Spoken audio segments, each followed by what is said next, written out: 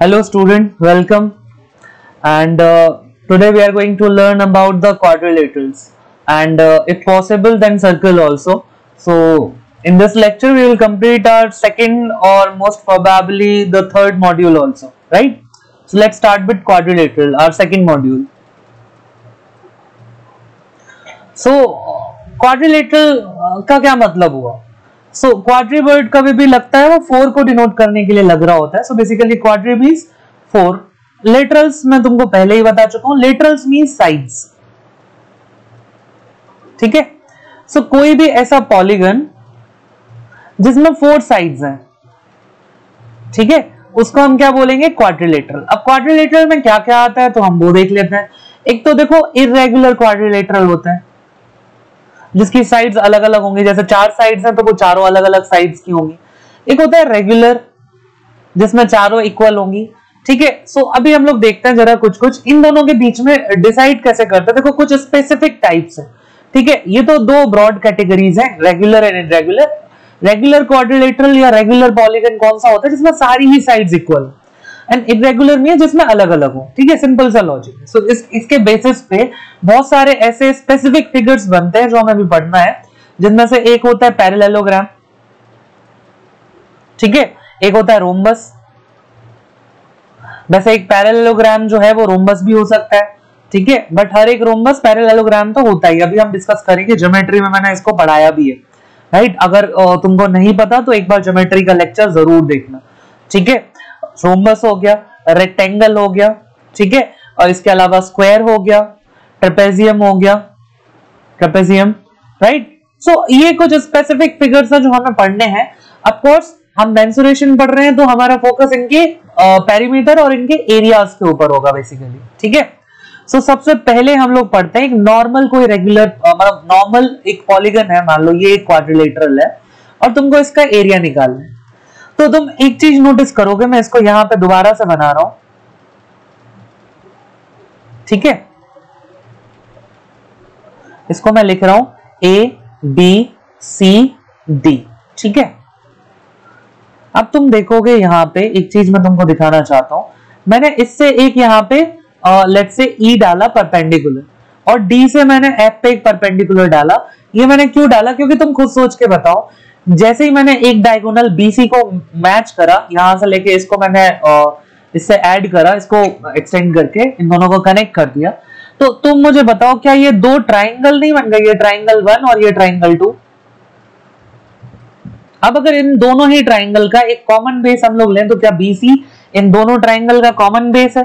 तो अगर मैं ऊपर वाले ट्राइंगल का एरिया निकालूं तो क्या आएगा? Half into base into height which is AE. और अगर मैं नीचे वाले ट्राइंगल का एरिया निकालूं तो क्या आएगा? Half into base which is BC into BF, right? So ये हो गया एरिया 2 और ये ऊपर वाला हो गया एरिया 1. मुझे बताओ इस क्वाड्रिलेटरल का अगर मेरे को एरिया निकालना है तो क्या ये A1 प्लस A2 आ जाएगा? मतलब इस ट्राइंगल का एरिया प्लस इस ट्राइंगल का एरिया इज इक्वल टू इस क्वाड्रिलेटरल का एरिया. सो ये क्या आ जाएगा? 1/2 BC into AE plus 1/2 BC into DF. इन दोनों में से मैं हाफ BC कॉमन ले लेता हूं तो क्या आ जाएगा? AE plus DF. मुझे बताओ क्या हम इसको ऐसे लिख सकते हैं कि किसी क्वाड्रिलेटरल का रेगुलर, मान लो तुम्हें किसी भी क्वाड्रिलेटरल का इंटरनल एरिया निकालना है, तो क्या मैं बोल सकता हूं कि ये एरिया होता है half into common diagonal, half into 1 diagonal? Of course common होगा ही दोनों में. कॉमन क्या? उसी क्वाड्रिलेटरल का है तो 2 डायगोनल होंगे, या तो BC होता या AD होता, into sum of perpendiculars thrown from opposite vertexes, right? So ये पहला हम लोगों का फॉर्मूला बनता है जो कि हर एक क्वाड्रिलेटरल के ऊपर अप्लाई हो सकता है, राइट? ये हमें यहां से सीखना है. इसका मैं तुमको बता रहा हूं, सीधा फोटो लो, कोई दिक्कत नहीं है. जस्ट मैं एक्सप्लेन कर रहा हूं कि ये आते कैसे हैं, राइट? चलो देख लेते हैं.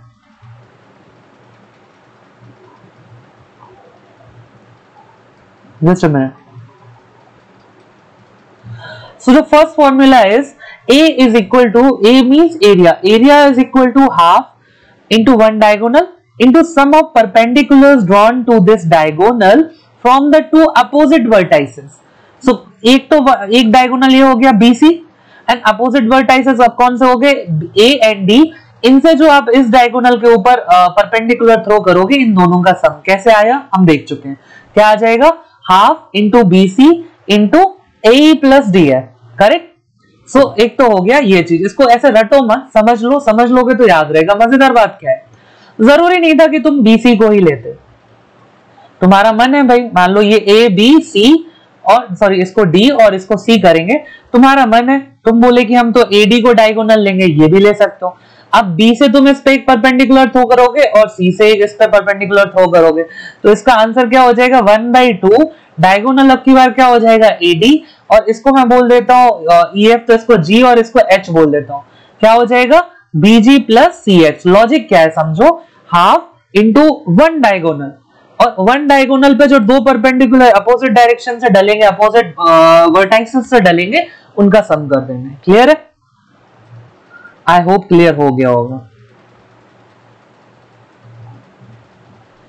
और एक और फॉर्मूला होता है, वो क्या होता है कि मान लो दोनों ही डायगोनल्स तुमको दिए हैं, दोनों ही डायगोनल दिए हैं, तो क्या हो जाएगा half into product of diagonals. यानी इसकी जगह ना अगर ये AD को ही ऐड कर देते, इसी फिगर में मैं तुम्हें बता रहा हूं, AD को भी ऐड कर ही देते, और ये वाला एंगल होता है अल्फा। देखो ये यहाँ पे मैंने अलग से बनाया, इसमें ये एक्सटेंशन नहीं है।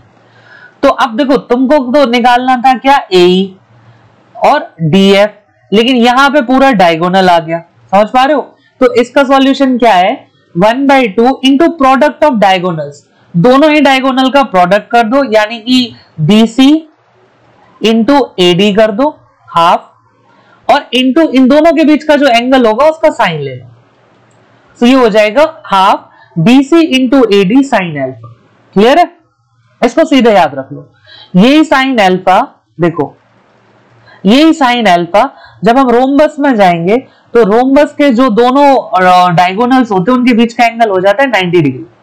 सो रोम्बस के केस में यही फॉर्मूला क्या हो जाता है हाफ इंटू D1 D2, और साइन 90 की वैल्यू तो 1 होती है, तो वहां जाके फॉर्मूला हो जाएगा हाफ इंटू D1 का मतलब क्या हुआ डायगोनल 1, और D2 का मतलब क्या हुआ diagonal number 2। I hope it is clear to all of you, right? So ये तरीका है, इसको हमें यहाँ पे याद रखना। ये दो फॉर्मूले ऐसे हैं जो हर एक उस पे अप्लाई हो जाएंगे, हर एक क्वाड्रिलेटरल पे, ठीक है ना। और इन पे ही बेस्ड क्वेश्चंस आगे, या कुछ फॉर्मूले ऐसे होते हैं जो इन पे बेस्ड होता है और बाद में वो नए फॉर्मूले निकल के आ जाते हैं। ये दो फॉर्मूले तुमको याद रखने हैं यहाँ पे, ठीक है। अब देखते हैं साइक्लिक क्वाड्रिलेटरल। मैंने फिगर बना दिया इसलिए। साइक्लिक क्वाड्रिलेटरल क्या होता है, एक ऐसा क्वाड्रिलेटरल जिनके चारों के चारों जो पॉइंट्स होते हैं, जिनके चारों के चारों वर्टाइसेस जो होते हैं, ये किसी एक सर्कल पे आते हैं, मतलब सर्कल की सर्कमफ्रेंस पे इनको अगर हम रख सके तो ऐसे क्वाड्रिलेटरल को हम क्या बोलते हैं cyclic quadrilateral. Now in cyclic quadrilateral तुमको ये याद रखना है, हेरोन्स फॉर्मूला याद आ रहा है, आई होप तुमको याद आ रहा होगा अगर तुमने ट्रायंगल में पढ़ा, ये हेरोन्स फॉर्मूला है अगेन। अब वहां क्या होता था, ये एक ए नहीं होता था, तो S, S minus A, S minus B, S minus C होता था। यहाँ पे देखो चार पॉइंट्स हैं, सॉरी चार साइड्स हैं, तो चारों सीधा सीधा तुमको निकालना है। या S is again semi perimeter, semi perimeter means S is A plus B plus C plus D divided by 2, right. So चारों साइड्स का सम कर लो, लेट्स से ABCD है, चारों का सम कर लो तो क्या आएगा 2S, सो S निकालो, सो S minus A, S minus B, S minus C, S minus D, चारों को मल्टीप्लाई करके स्क्वायर रूट ले लो, खत्म, कुछ नहीं करना है इसके अलावा। ये एक साइक्लिक क्वाड्रिलेटरल का एरिया हम ऐसे निकालते हैं, ठीक है। Now parallelogram, one of the most important quadrilaterals is parallelogram. अब पैरेललोग्राम क्या है, ये एक अम्ब्रेला तरह से वो हो जाता है, अम्ब्रेला फिगर हो जाता है। देखो पैरेललोग्राम में होता क्या है, इसको मैं डिटेल, देखो एक चीज और समझो, कुछ जगह पे मैं रुक के तुमको ज्यादा समझाऊंगा, कुछ जगह पे मैं उतना ज्यादा उसको भाव नहीं दूंगा, डिपेंडिंग अपॉन कि वो यूज उसका कितना ज्यादा होने वाला है। सो इसका डायरेक्ट यूज बहुत है, इसलिए मैं तुमको, तुम अगर नोटिस करोगे तो मैं वो चीजें तुमको ज्यादा बता रहा हूँ, डिटेल में बता रहा हूँ। जो डायरेक्टली याद करी जा सकती है उसको मैं सीधे बोल दूंगा कि इसको याद कर लो, इतना दिमाग लगाने की जरूरत नहीं है, लेकिन यहाँ कॉन्सेप्ट समझो। देखो पैरेललोग्राम, पैरेललोग्राम ज्योमेट्री में हमने पढ़ा कि एक ऐसे फिगर को हम लोग बोलते हैं जिसकी जो सामने वाली साइड्स हैं वो इक्वल भी हो और अपोजिट भी हो, और सॉरी पैरेलल भी। से ABCD है तो AB should be parallel to DC, even AB should be equal to DC, समझ पा रहे हो, जिसकी जो अपोजिट साइड्स हैं वो इक्वल भी हो और पैरेलल भी हो। So and again AD will be equal to BC and AD must be parallel to BC. Only then we can say that ABCD is a parallelogram. Parallelogram मतलब जो आपके अपोजिट आमने सामने वाली साइड्स है उनको इक्वल भी होना चाहिए और उनको पैरेलल भी होना चाहिए, राइट? अब देखते हैं जरा इसमें एक चीज। देखो मैंने तुमको पहले ही बताया कि हमारा कंसर्न सिर्फ इतना है कि हमको निकालना है इन सारे फिगर्स का एरिया। तो हम सिर्फ हमारा पूरा फोकस सिर्फ और सिर्फ एरिया पे है। मान लो ये एक पैरेललोग्राम है, ठीक है। अब एक पैरेललोग्राम की एक प्रॉपर्टी ये भी होती है कि जब हम एक पैरेललोग्राम को कोई भी एक डायगोनल ड्रॉ करें तो ये देखो ये दो इक्वल एरिया के ट्राइंगल में इसको डिवाइड कर देते हैं। तो अगर हम इतना कर लेंगे, हम एक किसी भी लेट्स से ट्राइंगल का एरिया निकाल लें तो उसका डबल कर देंगे तो पैरेललोग्राम का एरिया आ जाएगा। तो इसके लिए देखो ये मान लो है ए बी सी डी। अब मैं इसको थोड़ी देर के लिए मान लेता हूं कि ये ए लेंथ है और ये वाली लेंथ कितनी है, बी लेंथ है। तो इसके अपोजिट ये भी बी हो जाएगी और इसके अपोजिट ये भी ए हो जाएगी। क्लियर है? सो हम क्या करते हैं यहाँ पे, हम मान लेते हैं कि ये तो अब देखो जब ये पैरेललोग्राम गिवन होता है तो उसकी साइड्स तो तुम्हें गिवन होती ही है। अगर तुमको ये हाइट पता चल जाए तो तुम क्या करोगे, देखो अगर मैं सिर्फ इस ट्राइंगल का एरिया निकालूं तो वो कितना आएगा, हाफ इंटू बेस यानी कि ए इंटू हाइट, यानी मेरे को एक हाइट यहां से निकालनी पड़ेगी h, ठीक है। तो अब तुम खुद सोच के देखो कि इस ट्राइंगल का एरिया है हाफ इंटू ए इंटू एच, इसका भी कितना होगा, हाफ ए एच। तो इस पूरे क्वाड्रिलेटरल यानी कि पूरे पैरेललोग्राम का एरिया क्या आ जाएगा, half A H plus half A H यानी कि फुल ए एच। ए को मैं थोड़ी देर के लिए ऐसे लिख लूंगी, ये इसको मैं ए को बेस मान लो, बेस ही बोल सकता हूं। तो बेस इंटू हाइट, जो ट्राइंगल का फॉर्मूला होता था वो क्या होता था, half into base into height. Parallelogram का क्या हो जाएगा, बेस इंटू हाइट। क्लियर है? सो ये तो हो गया पहला formula. I hope it is clear to all of you. So पहला फॉर्मूला क्या है, which is equal to base into height. इसके लिए तुमको क्या पता होना चाहिए, एक तो तुमको एक साइड पता होनी चाहिए।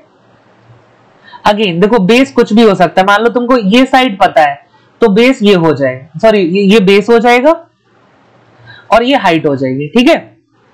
इन केस मान लो तुमको ये वाली साइड पता थी, सॉरी इन केस तुमको पता थी ये दूसरी वाली साइड, ये वाली साइड, ठीक है, इसको बी बोल देता हूं।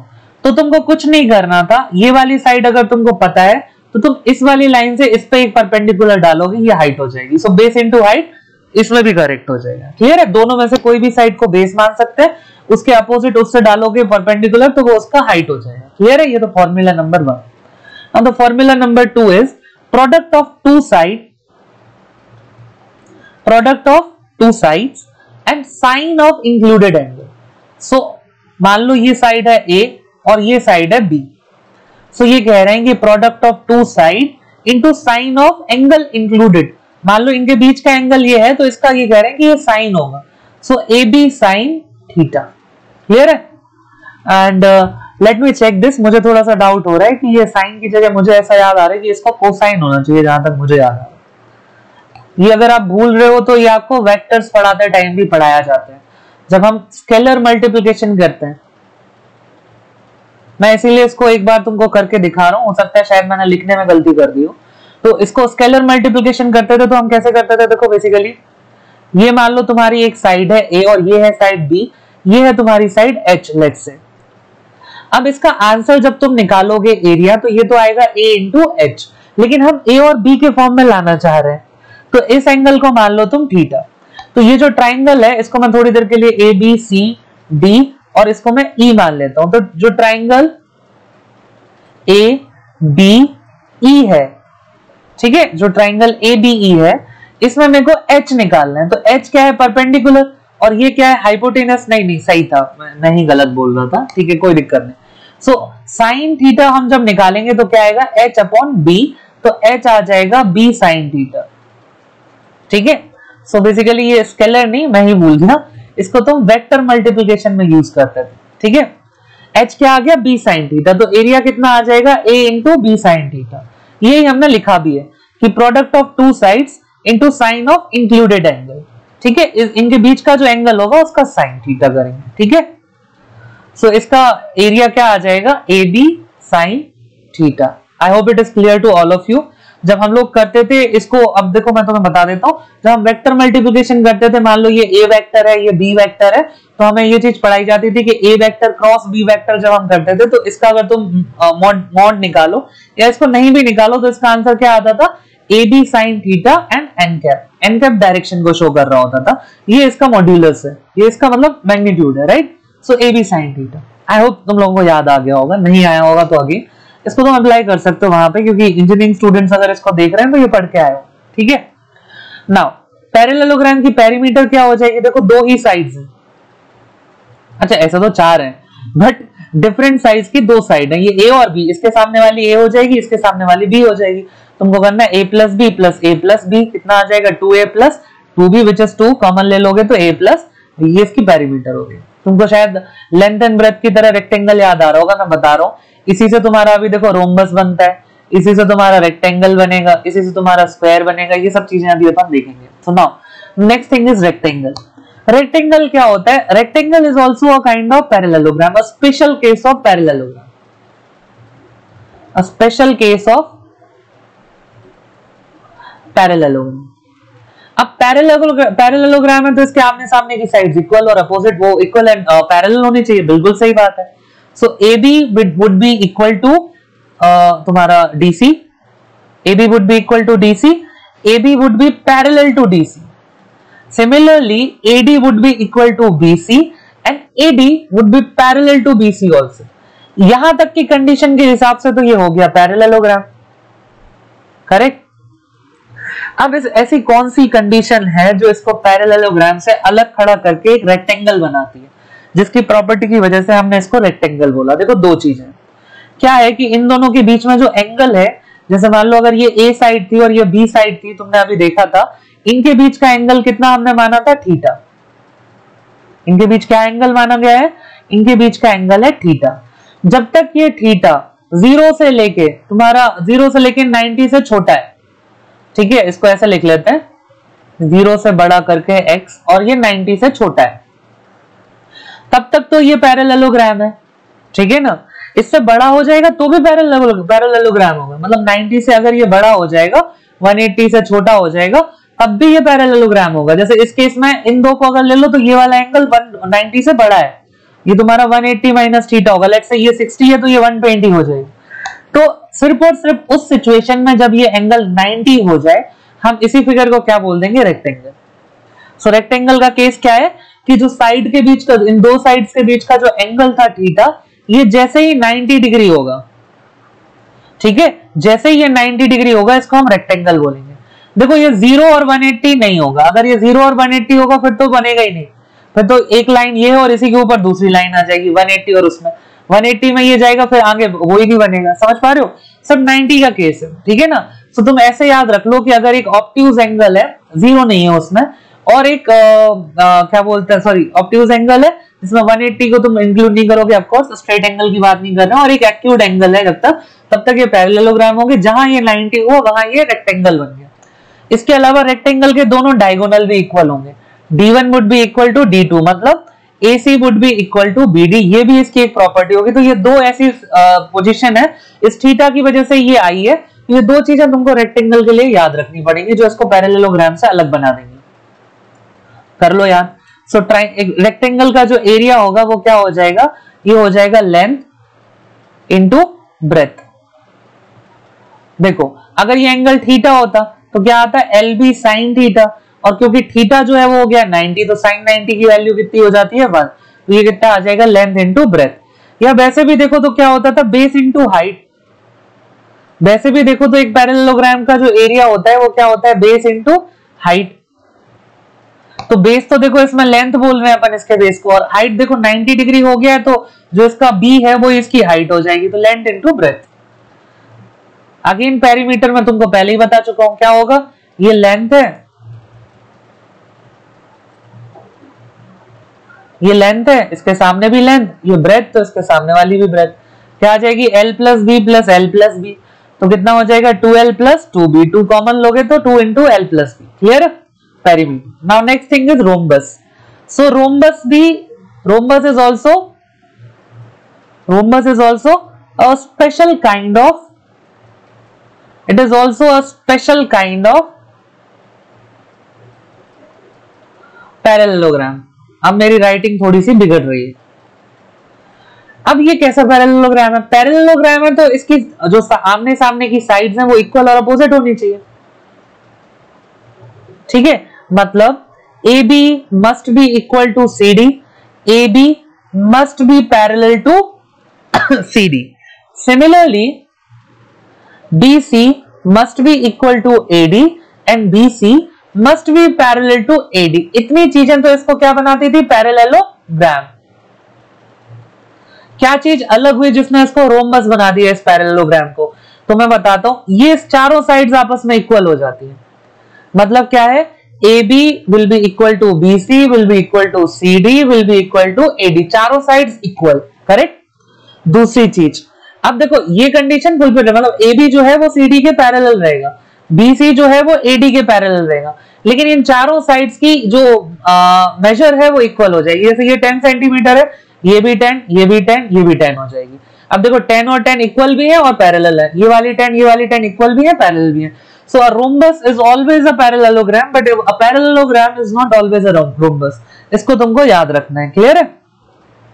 Now एक और मजेदार चीज है कि क्योंकि इसकी चारों साइड्स इक्वल हो जाती हैं, इसी वजह से इसके जो डायगोनल्स होंगे वो एक दूसरे को 90 डिग्री पे कट करते हैं और एक दूसरे को बाइसेक्ट भी करते हैं। ठीक है, ये चीज मैंने तुम्हें इसके रेक्टेंगल के केस में बताई थी।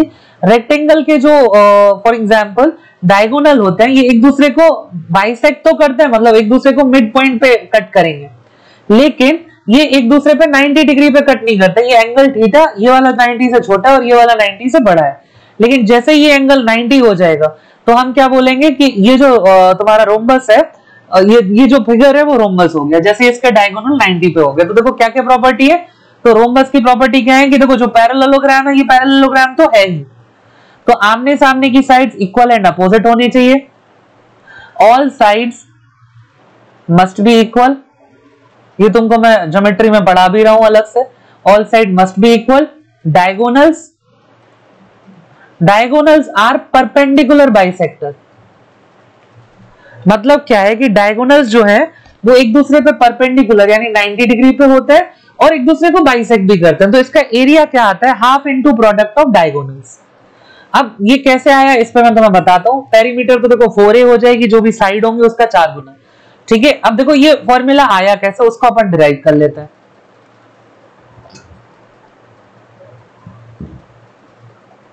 ठीक है, देखो ये है A, B, C और D, ये इसका एक डायगोनल है और ये इसका दूसरा डायगोनल है। इसको मैं मान लेता हूं कि ये है कैपिटल D1 और ये है तुम्हारा कैपिटल D2। अब देखो तुम गौर से देखो तो जब दोनों इन्होंने एक दूसरे को डिवाइड करा तो मैंने तुम्हें क्या बोला था कि ये परपेंडिकुलर बाइसेक्टर्स हैं।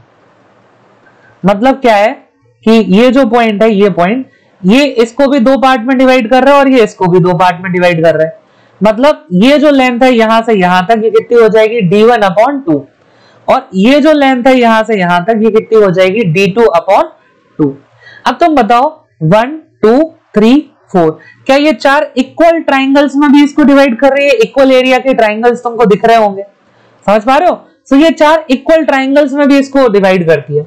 अगर हम एक ट्राइंगल का एरिया निकालें और उसको मल्टीप्लाई बाय 4 कर दें तो क्या इस पूरे रोम्बस का एरिया नहीं निकल आएगा? तो हम एक्चुअली यही करते हैं। हम यहाँ पे क्या करेंगे, एक ट्राइंगल को उठाएंगे। ठीक है, तो ये तो देखो ये वाली साइड A थी, ये वाली साइड जो थी वो A मान लो कुछ भी है। ये जो है ये कितना है तुम्हारा? D2 divided by 2। और ये वाली लाइन कितनी है? D1 divided by 2। और क्या ये राइट एंगल ट्राइंगल नहीं है? तो ये अगर देखो बेस है तो ये हाइट होगी, तुमको इसकी जरूरत ही नहीं है। समझ पा रहे हो? सो बेसिकली इसका एरिया कितना आएगा इस ट्राइंगल का? A1 half into base into height. Clear है? तो ये कितना आ जाएगा? इसका एरिया कितना आएगा? मैं यहां लिखता हूं, ये आएगा D1 D2 divided by 8। Clear है? और ऐसे कितने ट्राइंगल बन रहे हैं? 4 ट्राइंगल। तो एरिया ऑफ रोम्बस कितना आएगा? 4 इंटू D1 D2/8। तो इससे ये कटेगा, कितना आएगा? 2। तो कितना हो गया? Half into D1 into D2। Clear है? I hope it is clear to all of you कि half into product of diagonals हम करेंगे तो रोम्बस का क्या निकल आएगा, एरिया निकल आएगा। किसी भी तरह का डाउट जो तुमको आगे चल के आता है, क्वेश्चन सॉल्व करते हुए आता है, कभी भी आके तुम मेरे से पूछ सकते हो, मेरे को कॉल कर लो या मेरे को व्हाट्सएप कर दो, नंबर सबके पास है ही, ठीक है। व्हाट्सएप नंबर तुम सबके पास है ही, लिख दे रहा हूं मैं अगर किसी के पास नहीं है तो, ठीक है। सो व्हाट्सएप कर दो जैसे भी तुमको पूछना हो, बट डाउट्स पूछते रहो अगर कोई भी डाउट आ रहा है तो। नाउ नेक्स्ट जो फिगर बनेगा वो क्या बनेगा, स्क्वायर।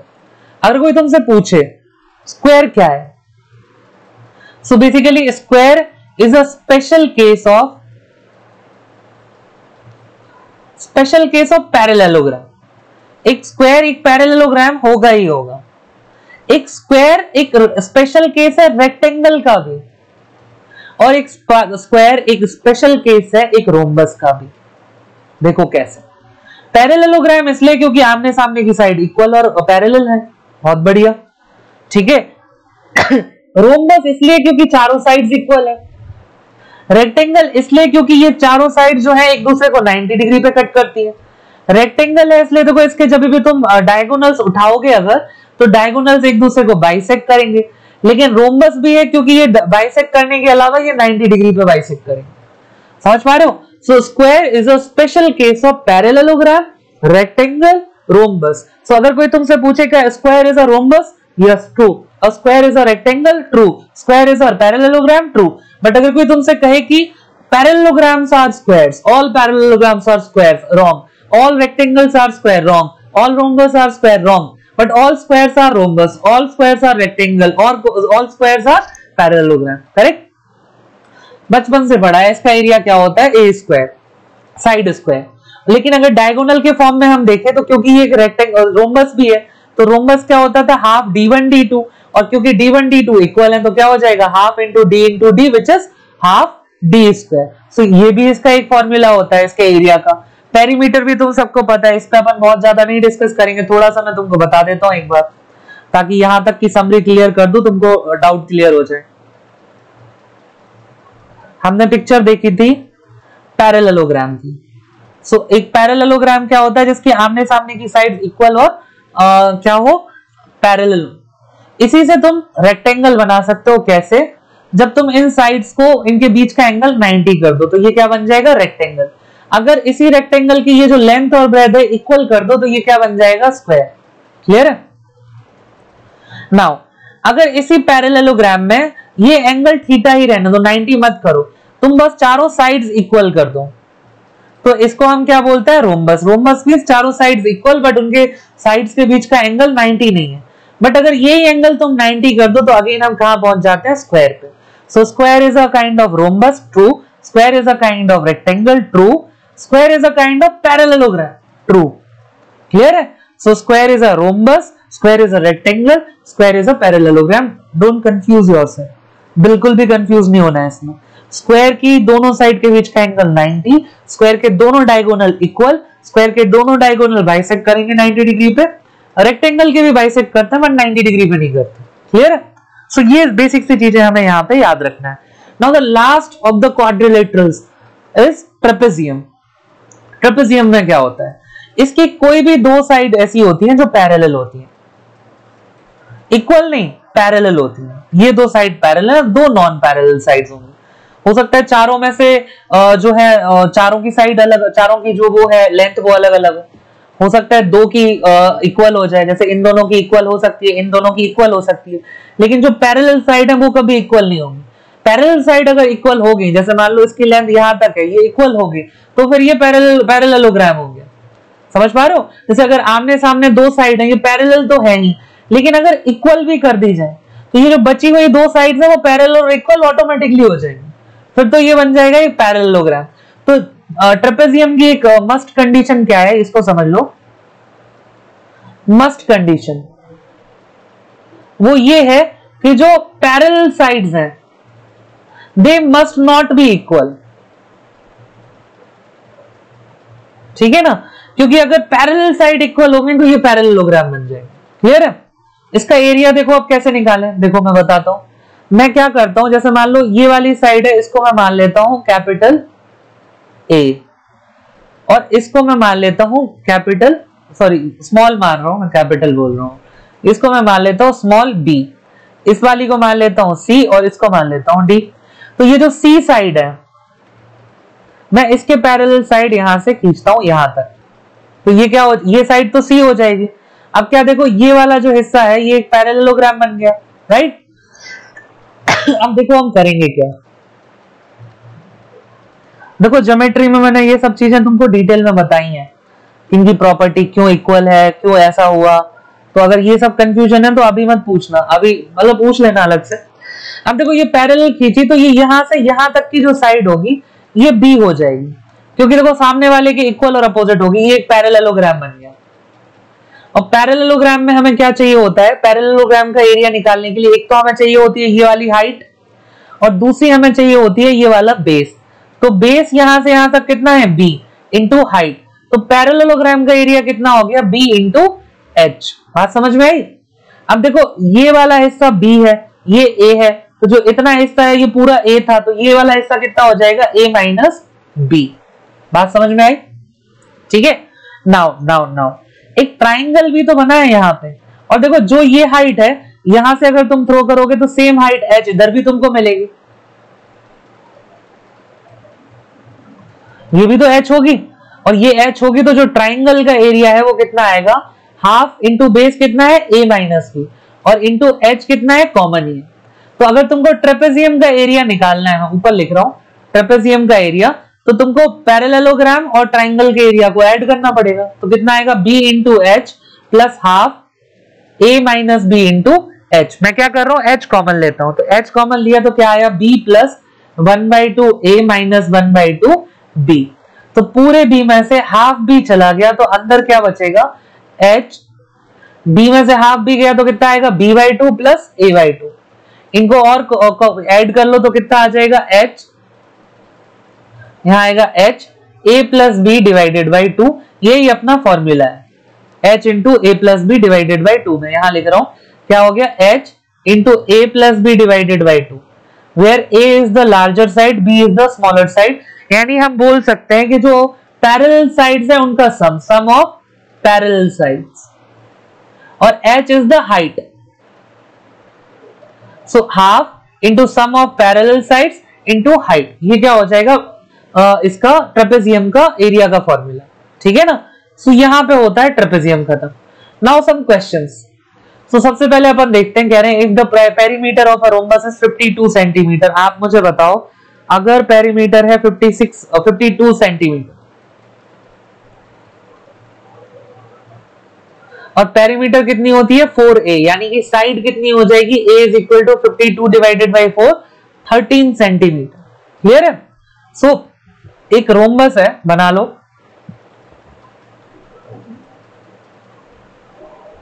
अब एक रोम्बस है, तो रोम्बस में क्या है, जो साइड्स हैं वो 13 सेंटीमीटर है,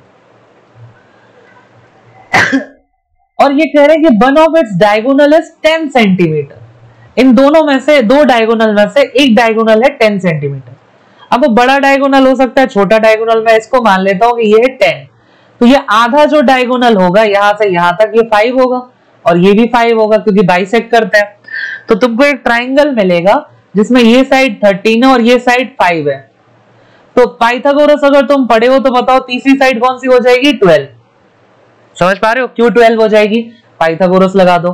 13 square is equal to 5 square plus X square. So 13 square minus 5 square is equal to X square. 169 minus 25 is equal to 144 is equal to X square. So X will be 12। तुमको याद ही होगा 5, 12 and 13 are the triplets. तो जो इतनी side है, इतनी वाली, ये कितनी आ गई 12। तो एक डायगोनल D1 तो कितना है 10 सेंटीमीटर, दूसरा डायगोनल कितना हो जाएगा 12 2 24 सेंटीमीटर। और एरिया कितना होता है तुम ही सोच के देखो, अभी अपन ने डिस्कस करा था half into D1 into D2। तो हाफ इंटू D1 कितना है 24 और D2 कितना है 10। तो 2 से 24 को कट करो तो कितना आया 12। 12 इंटू 10 कितना आ जाएगा 120 centimetre square. Option number B would be the correct answer. ठीक है, ये तरीका होता है करने का, कोई डाउट हो तो पूछ लेना मेरे से। Now the next question is based on trapezium. Okay, just a minute. So trapezium में कह रहे हैं कि trapezium has height of 12 centimetre, so h is 12 centimetre. Its longer and shorter parallel sides are 21 and 3 centimetre. तो A कह रहे हैं 21 centimetre और B कह रहे हैं 3 centimetre. Find the area. Area कुछ करनी नहीं है, क्या होता है half into sum of parallel side into height. So half 21 plus 3, height is 12. ये कितना हो जाएगा हाफ इंटू 24 इंटू 12. 2 से इसको कट करोगे 12 12 are 144 centimetre square. Option number D would be the correct answer. I hope it is clear to all of you. Now third question is, a square room has a side of 8 meter. How many meter of a carpet 16 centimeter wide will be required to cover the floor of the room? तो ये कह रहे हैं कि ये एक square room है. इसको पहले क्वेश्चन ही समझ लो सबसे पहले, और ऐसे क्वेश्चन बहुत आते रहते हैं तो इसको तो समझ ही लो. ये एक रूम है, स्क्वायर रूम, और ये 8 मीटर लंबी साइड है. तो सारी की सारी साइड्स कितनी होंगी 8 metre 8 metre 8 metre. Correct. Question कह रहे हैं कि कारपेट बिछानी है इसमें, और उसकी जो विड्थ है उस कारपेट की वो है 16. कारपेट देखो ऐसी होती है, ये तो सबको पता है. विड्थ है 16 सेंटीमीटर ये विड्थ. लेंथ अगर तुम्हें और पता चल जाए तो एरिया निकल. अब देखो कारपेट कैसे बिछेगी, पहले तुम यहां से यहां ऐसे बिछाओगे, फिर इसको ऐसे बिछाओगे, फिर इसको ऐसे बिछाओगे, फिर इसको ऐसे बिछाओगे. ऐसे करते करते पूरा रूम कवर करोगे कारपेट से. राइट, बहुत बढ़िया. सो ये कारपेट, अब देखो लॉजिक क्या होता है. कारपेट का जो एरिया है, अब रेड लिखा नहीं था, मैंने रेड से कर दिया. So area of carpet must be equal to area of room. ठीक है ना. अगर कोई तुमसे पूछे कि कितनी लंबी कारपेट बिछेगी, तो विड्थ तो पता है, तो area of carpet should have been equal to the area of the room.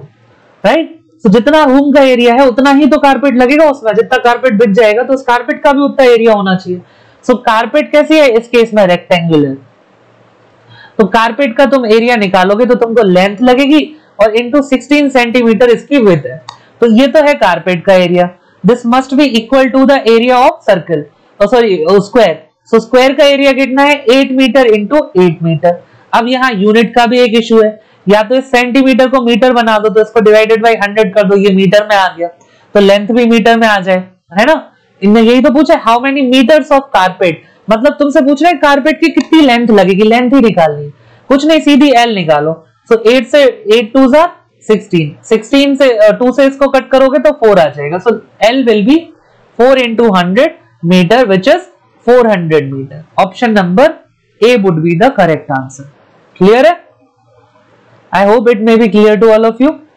थोड़ा सा ये लेक्चर बड़ा हो गया, और इसमें चाहते तो सर्कल भी कर ही सकते हैं. वैसे तो सर्कल में ज्यादा कुछ नहीं है, जल्दी से देख लेते हैं, खत्म करते हैं इसको भी, छोटा सा टॉपिक है. सो सर्कल में क्या पढ़ते हैं, सर्कल में 2-3 चीजें हैं. अब जो सर्कल की पेरीमीटर है, अभी अपन पेरीमीटर क्या कह रहे थे, आउटर बाउंड्री. सर्कल की पेरीमीटर के लिए स्पेशल टर्म है जिसको हम बोलते हैं circumference. So circumference is nothing but the perimeter of a circle. Clear है. नाउ सर्कल का एक सेंटर होता है, और सेंटर से सेमी जो सर्कमफ्रेंस है इस तक की डिस्टेंस को हम बोलते हैं रेडियस. क्लियर है. तो सर्कल का जो एरिया होता है, हमने बचपन से ही पढ़ा है, सर्कल का एरिया क्या होता है, सर्कल का एरिया होता है pi into R square. Circle की सर्कमफ्रेंस क्या होती है 2 पाई आर. ठीक है, 2 पाई आर. इसी को 2r को अपन d भी बोलते हैं, डायमीटर.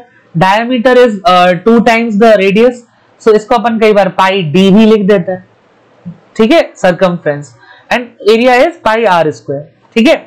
अब सर्कल में कई बार एक चीज पूछ ली जाती है कि तुमसे इतना सेक्टर देंगे, कहेंगे इसका एरिया बताओ. तो तुमको पता है, देखो फ्रैक्शन हम सबने पढ़ा है. ठीक है ना. कोई तुमसे कहे कि ये पूरी चीज है मान लो 100, और तुमसे कहे कि इतनी चीज बताओ, तो तुम्हें दिख रहा है, तुम इसका फ्रैक्शन निकाल लोगे कि ये 50% है, या ये 1/2 है, हाफ है. तो हाफ ऑफ 50 कितना हो जाएगा, हाफ ऑफ 100 कितना हो जाएगा 50. ऐसे ही तुमको पता है कि अब देखो सर्कल का फ्रैक्शन कैसे निकालोगे. जब भी मान लो तुमको कोई सेगमेंट दिया है, इसमें एक एंगल दिया होगा, जैसे मान लो अगर ये एंगल है 60, तो तुम इतना एरिया निकालने के लिए देखो पूरे सर्कल का एरिया होता है पाई आर स्क्वायर. अगर 360 डिग्री एंगल को कंसिडर करें तो एरिया कितना होता है, ये पूरा एंगल कितना होता है 360. तो 360 एंगल को कंसिडर करें तो एरिया होना चाहिए पाई आर स्क्वायर. तो 1 डिग्री का एरिया कितना होना चाहिए 1/360 into pi are square. Correct. तो तुम बताओ 60 डिग्री का कितना होना चाहिए, 60/360 into pi are square. Basic जो अपन पढ़ के आए हैं, किसमें हम लोग पढ़ के आए थे, यूनिटरी मेथड में, रेशियो प्रोपोर्शन में। तो मुझे बताओ अगर थीटा एंगल होगा तो ये चीज क्या हो जाएगी, theta into pi are square. Correct. So ये हो गया सेक्टर ऑफ सर्कल का फॉर्मूला। कि अगर एक छोटा सा सेक्टर है तो उसका फॉर्मूला निकालना है, सेक्टर के साथ एरिया थीटा जरूर बताएंगे कि कितने एंगल तक वो सर्कल वो सेक्टर फैला हुआ है। सो पूरे सर्कल का उतना फ्रैक्शन निकालना है, θ/360 ये फ्रैक्शन हो गया कि किस फ्रैक्शन की बात हो रही है, और टोटल सर्कल का एरिया तुमको पता ही है, होता है पाई आर स्क्वायर। क्लियर है। सो अभी तक की जब भी तुम जान देने जाओगे, जैसे लेट से तुमको क्यूब्स दे के आओगे, टीसीएस दे के आओगे, इतने डेटा के हिसाब से काम हो जाएगा, या और भी कोई प्लेसमेंट कंपनी होगी, जितने फॉर्मूले अपन ने पढ़े इतने में 2D मेंसुरेशन का काम तुम्हारा हो जाएगा। सर्कमफ्रेंस पूछे तो भी टोटल पूरी सर्कमफ्रेंस कितनी होती है, लॉजिक वही है, पूरी सर्कमफ्रेंस होती है 2 पाई आर, तो फ्रैक्शन कितना है, θ/360। इतने फ्रैक्शन की कितनी हो जाएगी, 2 pi r into θ/360। Now last thing is circular ring. Circular ring कैसे निकालें, जैसे मान लो ये एक सर्कल है, इसकी रेडियस है कैपिटल आर, ठीक है। अब मैं इसके अंदर एक और सर्कल बना देता हूं, इसके अंदर मैंने एक और सर्कल बना दिया और इसकी रेडियस है स्मॉल आर। तुमको बोले इस रिंग का एरिया निकालना है, तो क्या मैं ये बोलूं कि ये जो बड़ा सर्कल है, अगर इसके एरिया में से मैं ये छोटे सर्कल का एरिया माइनस कर दूं तो बचा हुआ जो एरिया है वो इस रिंग का एरिया होगा। तो मैं क्या करूंगा, बड़े सर्कल का एरिया कितना होगा, pi capital R square, minus छोटे का क्या होगा, pi small R square. Pi common लोगे तो क्या आएगा, capital R square minus small R square, और A square minus B square करोगे तो A plus B into A minus B. So basically ये सर्कुलर रिंग का फॉर्मूला है, कोई रॉकेट साइंस में, तुम खुद भी निकाल सकते हो भूल जाओ तो। करेक्ट। क्वेश्चन कर लेते, कह रहे circumference of a circle is 21 पाई, ठीक है। सो सर्कमफ्रेंस सी जो की होती है 2 pi are is equal to 21 पाई। इतने डेटा से हमें क्या पता चला, पाई से पाई कट जाएगा और रेडियस इसकी कितनी हो गई, 21 डिवाइडेड बाय 2 सेंटीमीटर ये दे रहे थे, तो ये centimetre. Find its area, area क्या होता है, पाई आर स्क्वायर। सो ये कितना हो जाएगा, पाई इंटू आर स्क्वायर, यानी 21/2 दो बार तुम इसको मल्टीप्लाई कर दो। अब पाई के फॉर्म में 20 पाई एक ऑप्शन है, ऐसा तो कोई ऑप्शन आते हुए अपन को दिख नहीं रहा है, तो पाई की वैल्यू पुट कर लो 22/7। तो 7 से ये कितना कटेगा, 3 टाइम्स, और 2 से ये कितना कटेगा, 11 टाइम्स। इसको सॉल्व कर लो, 11 इंटू ये कितना हो जाएगा, 63 डिवाइडेड बाय 2। 11 से मल्टीप्लाई करेंगे तो कितना आएगा, 693 डिवाइडेड बाय 2। 2 से डिवाइड कर दो कितना आ जाएगा, 346.5। Option number D would be the correct answer, ठीक है। सो पहले मैं बेसिक क्वेश्चन करा रहा हूं, ऐसे क्वेश्चन कोक्यूज बार-बार तुमसे पूछता है। नाउ द नेक्स्ट क्वेश्चन, कह रहे हैं in the given figure O is the center of the circle, correct. Angle AOB, यानी जो ये एंगल AOB है, ये कितना है, ये एंगल है 60 डिग्री। और तुम बताओ AX एक स्ट्रेट लाइन है, तो ये वाला एंगल कितना हो जाएगा, 180। तो तुम खुद ही सोच के बताओ बचा हुआ एंगल कितना हुआ, 120, क्योंकि टोटल सम कितना होता है, 360। तो 60, 120 और 180 ये तुम्हारा एंगल्स हो गए। Now they are asking find the ratios of area of sector. इस सेक्टर का एरिया, इस सेक्टर का एरिया और इस सेक्टर का एरिया, AOB, BOX, AOB ये वाला, BOX ये वाला और ये वाला। तो देखो सेक्टर का एरिया क्या होता था, θ/360 और पाई आर स्क्वायर, करेक्ट। अब तुम सोच के देखो कि आर रेडियस जो है इन तीनों के लिए कांस्टेंट है, सेम रहेगी, पाई कांस्टेंट है, ये भी कांस्टेंट है, तो area would be directly proportional to theta, यानी थीटा का θ1, θ2 का जो भी रेशियो होगा उसी रेशियो में इनके एरियाज भी होंगे। तो थीटा कितना है 60, ये कितना है 120, ये कितना है 180। 0 से 0 कट कर दो, 6 से कट करोगे तो 1:2:3 का रेशियो इनके एंगल्स के बीच में आएगा, और जो एंगल्स का रेशियो होगा वो इनके एरिया का रेशियो होगा। तो ऑप्शन नंबर बी करेक्ट हो जाएगा। तुमको अगर अभी बात नहीं समझ में आई तो देखो मैं क्या कह रहा हूं। अपन क्या करेंगे, θ1/360, θ1 कितना है 60/360 पाई आर स्क्वायर, फिर 120/360 पाई आर स्क्वायर, ये दूसरे का एरिया हुआ। तीसरे का एरिया क्या हुआ, 180/360 पाई आर स्क्वायर, और इनका तुमको रेशियो निकालना था। तो pi are square pi are square pi are square cancel हो जाएंगे, 360 360 360 कॉमन है तो इसलिए कैंसिल हो जाएंगे। 0 से 0 कैंसिल करते चले जाओ, कितना बचेगा लास्ट में 6:12:18 यानी कि 1:2:3। जैसे तुम्हें समझ में आए वैसे कर लो। सो इसका आंसर क्या हो जाएगा, option number B. So guys thanks for watching. Circle को अपन ने थोड़ा जल्दी करने की कोशिश करी है क्योंकि ये वीडियो काफी बड़ा हो जाता फिर, ठीक है ना। 45 मिनट्स का ऑलरेडी हो गया है और अटेंशन स्पैन भी इतना ही होता है एक इंसान का, तो इसको इतना ही पढ़ो।